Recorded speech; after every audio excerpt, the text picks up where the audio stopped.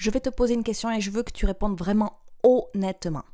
Est-ce que tu connais ton tarif horaire net après les URSSAF, les impôts, tous tes logiciels et toutes tes dépenses? Pas ton TJM ou ce que tu affiches sur ton site internet.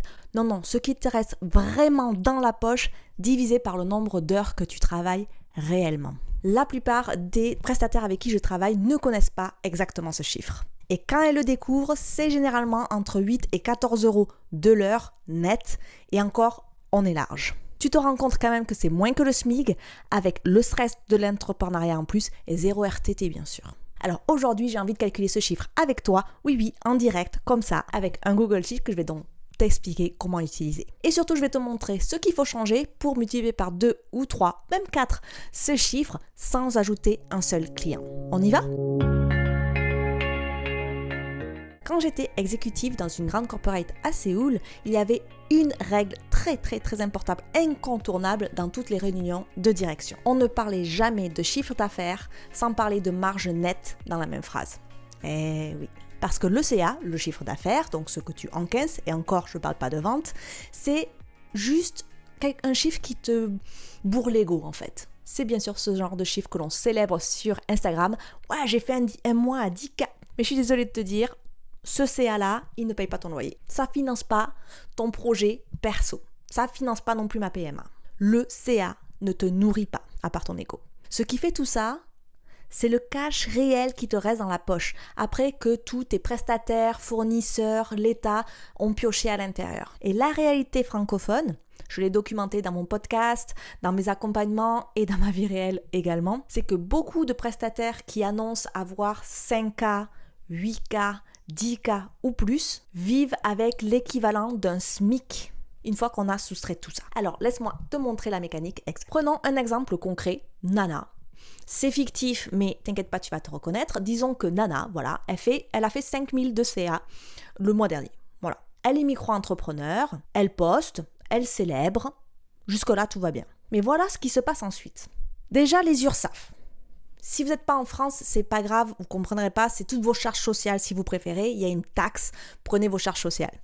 En France, donc en micro-entreprise, si on est dans du BNC, donc c'est dans la prestation de service, on est déjà à 25,8%, parce que je compte les trucs de formation et tout ça. Donc déjà 26, on va dire, d'accord ? Pourcentage qui se casse de ce CA-là. Donc déjà, sur ces 5000, ça fait déjà 1300 euros qui sont partis, qui sont remis à l'État.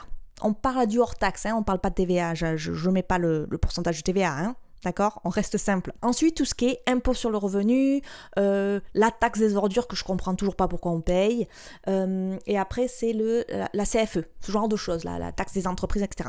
Donc, en plus des URSSAF, moi, en fait, ce que je fais, c'est que cette grosse zone, ça fait à peu près du 30% du CA qui s'enlève. Donc déjà, on avait 1300, mais si on fait un groupe URSSAF, impôts et taxes, on enlève 30%. Donc déjà, sur ces 5000, il y a 1500 qui partent à l'État. Si vous êtes dans un autre pays, regardez ce que vous prend l'État, d'accord ? Que ça soit, est-ce que c'est des taxes de 10%? Moi, j'aime bien mettre tout ce qui est charges sociales également à l'intérieur. Nous, on a les URSSAF, donc c'est compté à l'intérieur. Ensuite, tous les abonnements logiciels. Donc, ça peut être les outils de facturation, ça peut être System.io, Canva, des outils de visio comme Zoom, etc. Google Workspace, par exemple, si vous l'avez. Peut-être que vous avez même des logiciels que vous n'avez même pas résiliés, que vous ne savez même pas. Je sais pas, une IA ou quoi que ce soit, peut-être ChatGPT tous les mois. On va dire environ 150 euros en moyenne qui s'en va par mois.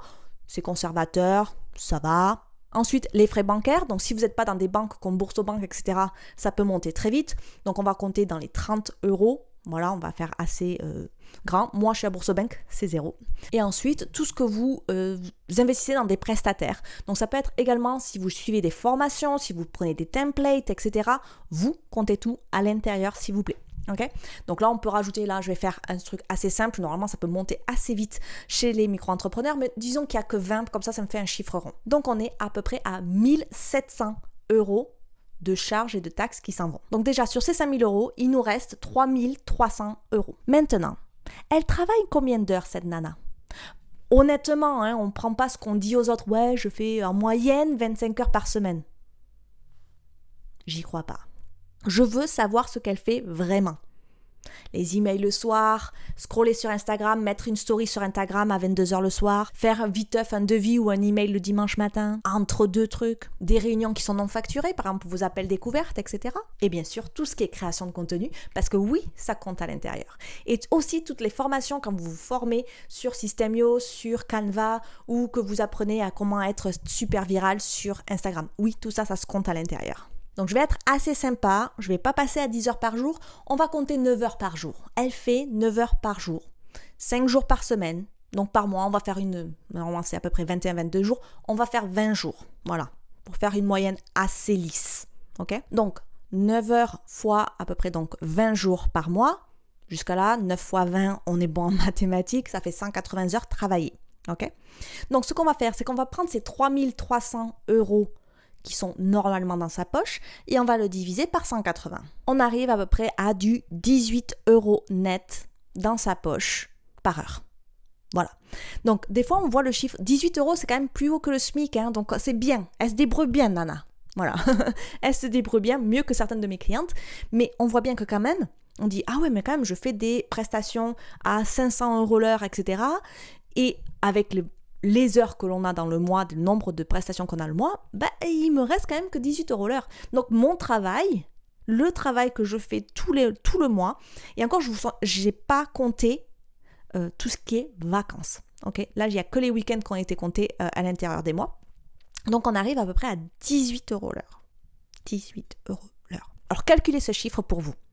Il n'y a pas de jugement derrière, d'accord ? C'est qu'une donnée. Et les données, ça se change. Vous pouvez réagir dessus. Mais si vous ne faites pas le travail pour la calculer, ce taux horaire, vous ne pouvez rien changer dans votre business et votre manière de travailler. Alors, passons à mon écran pour vous montrer le fichier que j'utilise pour calculer le taux horaire de mes clientes et de moi-même aussi, parce que des fois, je pars un peu dans tous les sens.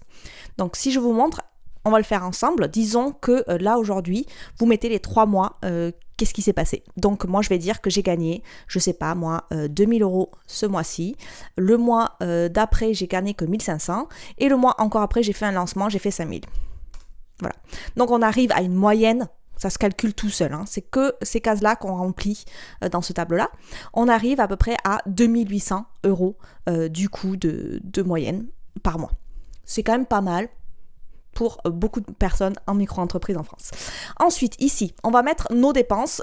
Qu'est-ce qu'on passe ? Donc, un abonnement, logiciel, etc. Donc là, je suis un peu haute. On va mettre du 50 €, je sais pas. Les formations, combien vous en faites ? Peut-être que vous avez des formations qui vous coûtent, allez, on va mettre 100 € par mois. Tout ce qui est investissement business. Hein. Les frais bancaires, je vais laisser 30. Les autres charges, téléphone pro, j'en sais rien, 20. On arrive à peu près à 200 € de charges ici. Ok ? Et ici, il y a tout ce qui sont les charges, les URSSAF, les cotisations. Alors ça, chaque business est différent. Moi, j'aime bien compter à peu près 30% du CA. Alors, je vous ai mis des petites estimations, mais je ne suis pas comptable, expert comptable, etc. Donc, voilà, en micro-entreprise en France, on est entre 25-30% selon votre statut. En URL, on est plutôt aussi pareil à 25-30. En SAS, on est beaucoup plus. Des fois, ça peut aller jusqu'à 50%. Et les sociétés hors France, on est entre 25 et 40 selon le pays, parce que là, je ne pourrais pas faire tous les pays, c'est pas possible. Donc, moi, j'ai compté ce que je fais d'habitude, 30%. Des fois, ça pourrait monter à 32%. Voilà. Du coup, ici, il va calculer le profit net mensuel. 1783,33 €. Donc, on a gagné 2800 sur le compte en banque, mais on ne garde que 1700. Ok ? Et ici, il va falloir, dans ces deux cases, marquer exactement le nombre d'heures par jour que vous travaillez, mais réel. Voilà. Donc là, par exemple, vous pouvez mettre 7 heures, vous pouvez mettre 8 heures. Choisissez votre moyenne par jour et dites combien de jours vous travaillez. Alors, il y a certaines personnes qui vont travailler 5 jours par semaine. Il y a des gens qui vont faire 6 jours. Donc, si on est à peu près à 5 jours par semaine dans le mois, on est à peu près à 20. Donc, 7 heures, moi, ça me paraît un peu bas, mais on va mettre 8. Voilà, pour nous faire nos calculs. Ça calcule tout seul ici. Et donc, on va se retrouver ici avec le verdict qui nous dit 11,15 €. Là, on est moins que le SMIC. Vous vous rendez compte là ? Moins que le SMIC. Donc, du coup, ici, vous allez avoir une petite jauge qui s'affiche. Alors ça, c'est une formule. Hein. Donc ça va être la zone verte, la zone orange ou la zone rouge. Là, j'ai mis orange parce que c'est entre 10 et 20 € de l'heure net. Donc là, j'ai marqué, tu travailles dur, mais le modèle n'est pas encore rentable. Tu es vraiment bas. Encore, on est vraiment, vraiment bas, je pense, là. Donc du coup, je vous ai fait un petit bonus ici. Oui, je veux vous le partager. Hein. Le fichier, je vous le partage, il est gratuit, il est juste en bas si vous vous inscrivez en fait à la masterclass gratuite sur les 3 P qui peut vous aider à faire quelque chose de ce tableau-là. Le tableau, il est à l'intérieur. Voilà, je vous l'offre, je suis gentille, voilà. Donc ici, qu'est-ce qu'il y a? C'est l'objectif CEO. Si vous voulez faire 5 heures par semaine comme moi je fais, comment vous devez faire? Donc, quel est ton taux horaire désiré pour le modèle 5 heures? Donc, si tu travailles 5 heures, donc j'ai marqué ici, si tu passes 5 heures par jour, 20 jours par mois, tu travailles 100 heures. Okay, donc le but déjà c'est savoir comment travailler que 100 heures par mois, mais là c'est pour vous montrer un peu un idéal et vous faire une idée de ça. Du coup je dis moi j'aimerais avoir quand même, si j'arrive à travailler 5 heures par jour, c'est pas mal, je veux faire que au moins 15 € de l'heure net dans ma poche. Ça veut dire quoi? Que le salaire dans votre poche est de 1500 €. Normal puisque vous travaillez que 100 heures. Et donc en fait il va vous montrer, il va vous faire les dépenses à prévenir. Donc ça c'est par rapport à vos dépenses réelles d'aujourd'hui, d'accord? Donc si vous voulez qu'il y ait un meilleur chiffre, il faut baisser ces chiffres-là, bien sûr. Les taxes à prévoir, donc on est dans les 30%, donc il va vous les calculer. Donc le CA nécessaire, c'est 2428. Pourquoi vous avez moins de CA que ce que vous faites aujourd'hui, mais vous gagnez plus? Parce qu'on a coupé des heures de travail. Et ça, c'est un gros travail à faire. Et du coup, ici, ça vous dit, ok, moi, je voudrais, si je fais 5 heures par jour, 20 jours par mois, j'aimerais avoir un maximum de 5 clientes. Ça dépend de vos offres, je ne connais pas vos offres. Je voudrais 5 clientes par mois, pas plus. Voilà, moi, je veux 5 clientes, je ne sais pas, des VIP Days, j'en veux 5 par mois.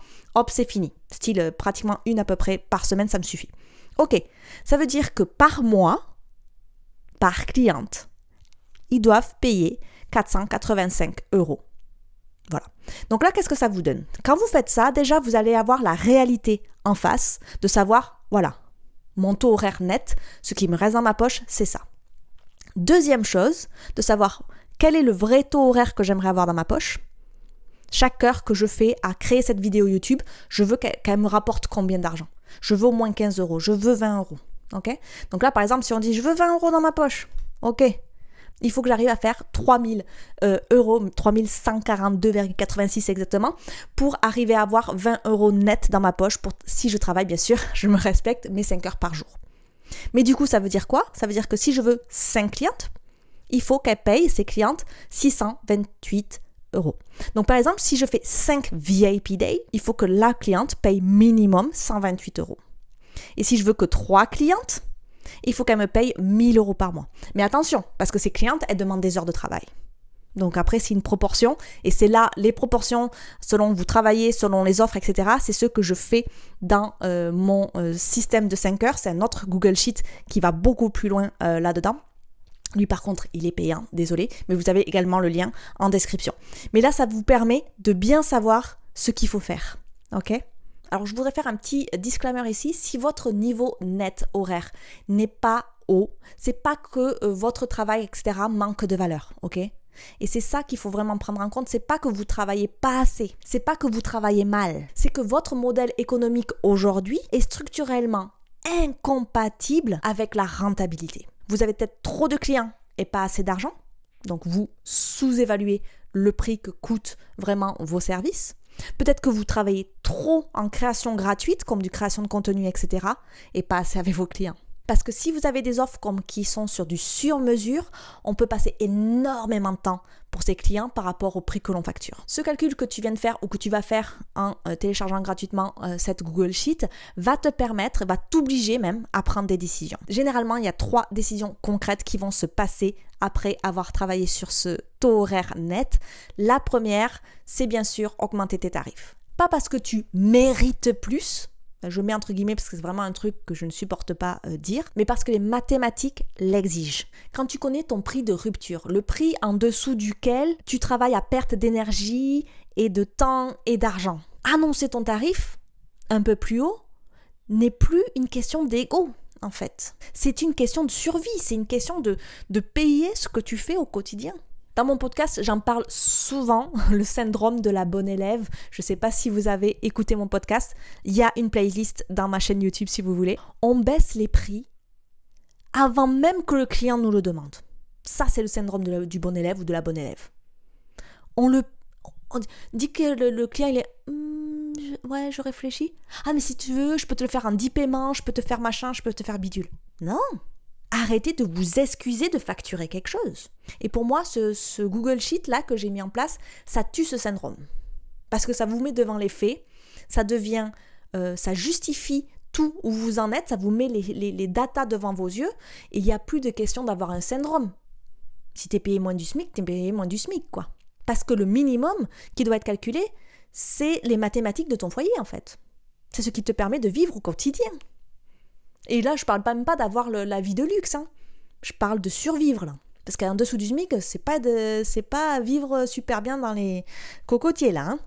La deuxième décision, c'est de réduire le nombre de clients. Ça peut paraître un peu contre-intuitif, pas de souci, je comprends bien. Mais par exemple, j'aime bien les maths, je suis désolée, spé maths en lycée, c'est comme ça.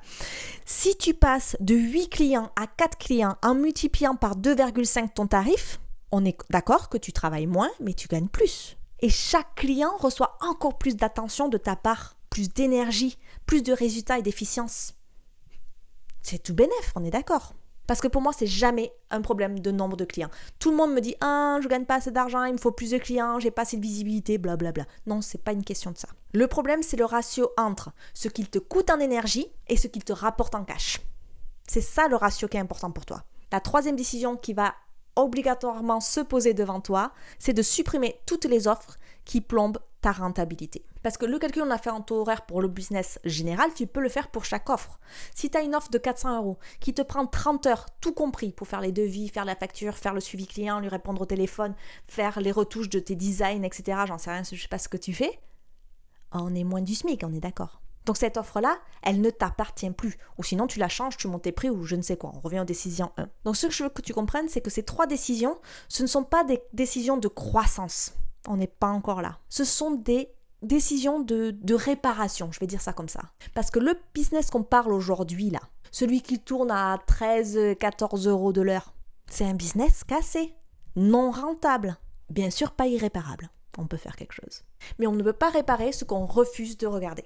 Donc, mettez vraiment vos chiffres honnêtes dans ce tableau-là et faites vos calculs. Le Google Sheet que tu as vu dans cette vidéo, il est gratuit, il est mis à disposition en bonus dans l'audit des 3P. C'est une masterclass qui va aussi t'aider à voir les goulots d'étranglement dans ton business. C'est un audit que je fais dès que je pars un peu en vrille. Et il y a ce tableau avec, donc tu l'as dès que tu le télécharges, il y est. Hein. Donc télécharge, remplis tes chiffres honnêtement, et regarde la réalité en face. C'est pour ça que je suis ici, te montrer la réalité. Si le chiffre qui s'affiche confirme que tu dois changer quelque chose dans ton business, parce que là, c'est un peu chaud, j'ai 2 propositions pour toi. L'audit des 3P dont je viens de vous parler, c'est vraiment une masterclass que j'ai mis en place qui est gratuit, donc avec le Google Sheet aujourd'hui. Il identifie en 10-15 minutes quelles sont les personnes, les processus, les projets, ce que tu fais, etc., qui saignent ton énergie chaque semaine et aussi, donc du coup, bien sûr... ta rentabilité. C'est vraiment la première étape avant de restructurer et en plus tu as le Google Sheet pour vraiment mettre les chiffres derrière. La deuxième proposition, c'est un VIP Day avec moi, une journée ensemble. On revoit tes chiffres, on revoit tes offres, on configure ton système sur System.io pour que tu aies un onboarding nickel qui marche sans toi et tu reposes ton ordi à la fin de la journée, même peut-être à 15 ou 16 heures, avec un back-office qui tourne tranquille tout seul. Les liens pour les 2 propositions sont de toute façon en description, donc je te laisse aller voir tout ça. Dans la prochaine vidéo, on change complètement de sujet. J'ai testé les 3 grandes IA, Gemini, ChatGPT et Claude pour mon business et je vais vous dire mon verdict qui est peut-être pas ce que vous pensez que ça va être. Abonne-toi pour ne pas rater ça et à très vite. Bye!